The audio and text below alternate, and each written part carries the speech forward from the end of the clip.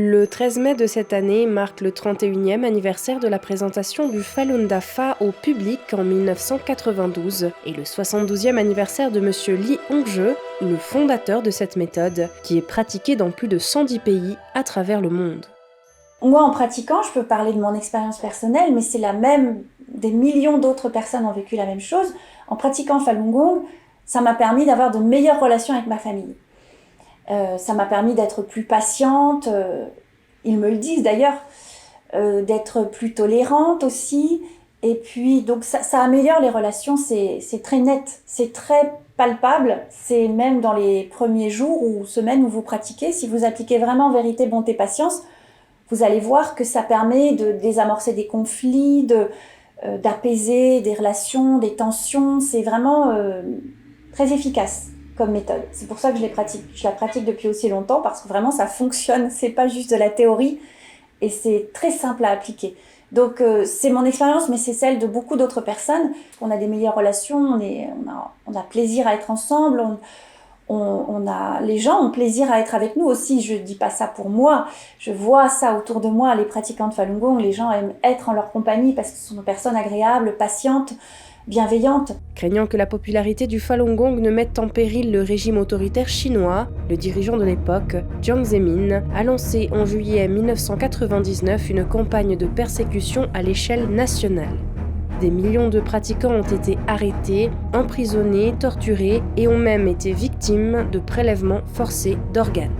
Sur le site web de Falun Info France, la lumière est faite sur une persécution sanglante menée à l'encontre d'un groupe injustement diffamé. Le site a pour objectif de rétablir la vérité au sujet de la pratique et de contrer la propagande insensée perpétrée par le gouvernement chinois depuis le début de la persécution. Quand j'ai commencé à pratiquer le Falun Gong, pour moi, je cherchais une méthode de sagesse chinoise, de yoga, d'art martial. C'était un peu tout ça que je trouvais dans le Falun Gong. Voilà, bien-être physique, réflexion sur des principes confucéens, bouddhistes, taoïstes. C'est tout ça qui m'a plu. Mais finalement, avec le temps, j'ai remarqué que j'arrive beaucoup mieux à réfléchir par moi-même grâce au Falun Gong, alors que ce n'était pas le cas avant. Ça donne une vraie liberté de penser par soi-même. Pourquoi ? Parce que on vit selon 3 principes qui sont la vérité, la bonté, la patience. Donc dans chaque chose que vous vivez au quotidien, que ce soit un conflit, une difficulté, un obstacle, vous allez vous synchroniser entre guillemets avec ces 3 principes. Donc vous allez réfléchir, vous remettre en question et vraiment réfléchir par vous-même. Et ça, c'est quelque chose que j'observe, un bienfait, comme un effet secondaire finalement de la pratique.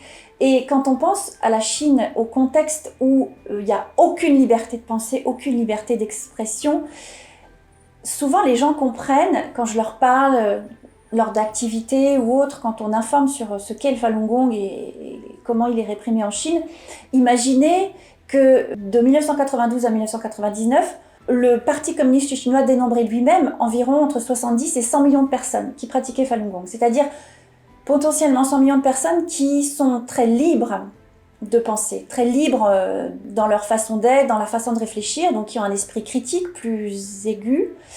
Et ça peut faire peur à un régime dictatorial qui veut contrôler la moindre pensée, la moindre expression.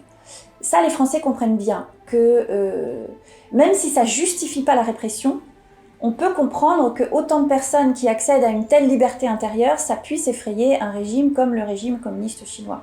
À Paris, sur la place du Trocadéro, les passants se sont dit apaisés à la vue des pratiquants faisant la démonstration de leurs exercices. Moi je trouve ça très émouvant, très courageux et on ressent vraiment une atmosphère, on ressent toute leur énergie, ça met un climat de confiance et de bonne humeur, je trouve. Oui, c'est très calme, c'est très apaisant et c'est assez surprenant en fait. C'est très très calme. C'est des bonnes valeurs qu'ils transmettent. Là, ils font ça pour de la bonne cause. C'est très courageux de leur part. Donc en fait, ce serait canon s'il y avait ça partout dans le monde. Même dans les écoles, apprendre ça dans les écoles, comme ça les élèves sont plus calmes et après apprendre ça un peu partout. Je trouve ça super d'exprimer ses croyances comme ça et je trouve ça très courageux et je trouve que c'est magnifique. Moi, ça me ferait très plaisir d'en découvrir plus parce que ça a l'air d'être une très belle tradition et je pense que c'est important de conserver les traditions et de les faire connaître aux autres gens. Moi je trouve qu'on ressent vraiment la bienveillance et l'authenticité. Et ça fait plaisir de voir des gens qui acceptent leur croyances comme ça devant tout le monde. Je trouve ça assez beau et émouvant. Je trouve que la musique est très reposante et que c'est un beau message qui est transmis dans cette ville de Paris. Je pense que c'est des valeurs qui sont en effet importantes et donc c'est bien, c'est des valeurs qui me touchent et qui me correspondent, je pense. Et donc c'est pour ça que le Falun Dafa, ça a l'air d'être une croyance qui transmet donc toutes ces valeurs et qui a l'air du coup plutôt bénéfique pour la société.